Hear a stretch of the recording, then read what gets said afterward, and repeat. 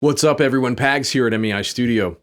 This week, we're going to revisit a popular mic comparison that I did a while back between the Sennheiser 609 and 906. This time with a new contender. We're looking at the Sennheiser 409 U3 this week on the Mic Locker.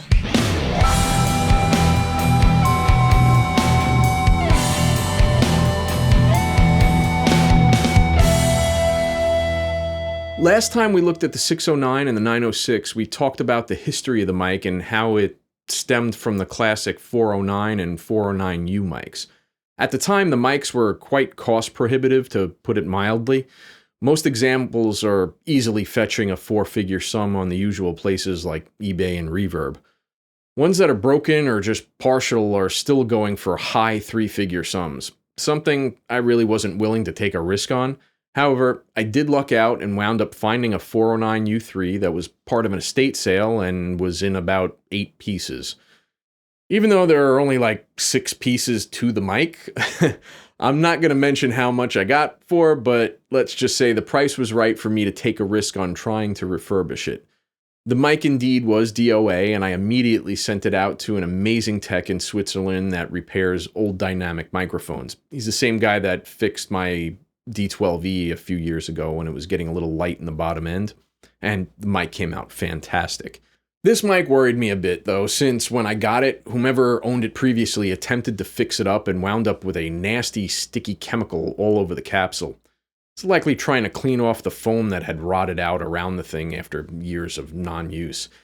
After about a month, I received an email stating that the mic was ready for duty. He not only repaired the capsule to factory spec, but replaced the foam with factory fresh foam as well, straight from Germany. With the cost of the repair and what I paid for it, I was still way ahead of the game based on the used market prices, but this isn't a mic I think I'd want to give up easily given its rarity these days.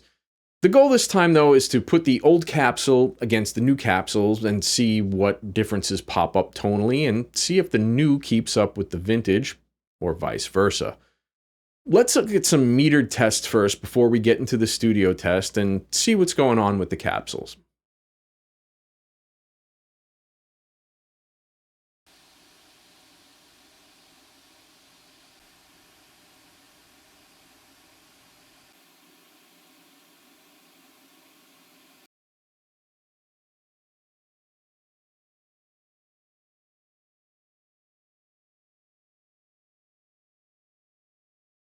Well now, we have some differences here for sure.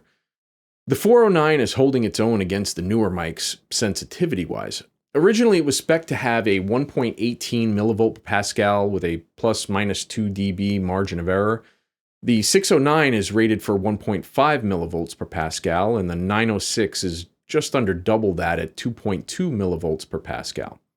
Interestingly enough, the 609 and 906 are outputting almost the same level. Tonally, the 409 has a lot more emphasis on the mid-range, like most vintage mics that we've looked at here on the channel. I'm beginning to think that everyone that pines for that vintage sound is really just missing the mid-range in their recordings. It seems just about all the vintage mics and the vintage versions of currently available mics, like the 421 for instance, have this fuller mid-range than their modern counterparts. Alright, well, let's take the mics now into the studio and pop them on the usual suspects and see what they sound like in practice. Let's go.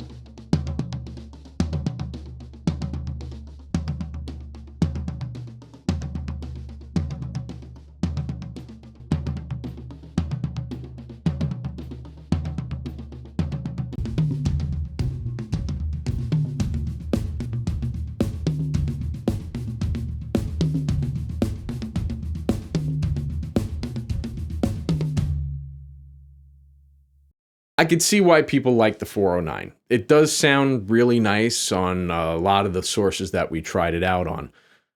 Do I think it's worth 4 figures on the used market? Not really. Had I not gotten this mic for as cheap as I had, plus the refurb, I probably still wouldn't own one. I'm glad it's here though, and I'm glad it's going to be taken care of and used going forward. It's definitely a welcome addition to the collection. What were your thoughts on the mic? Was it so much better than the 609 and the 906 that it warrants the price of admission? Let me know what you think down in the comments. Really interested to hear it. Hopefully you got some good information here today and you were able to take something away from having spent some time watching this video. If you did, please consider hitting that like and subscribe button. It's a great way to help grow the channel, and it also lets me know that people are kind of interested in what they're seeing here, which motivates me to put more videos out. If you're already subscribed and you haven't already, please click on that notify button so you're notified when we drop a new video. That's going to do it for this time. This is Pags, signing off.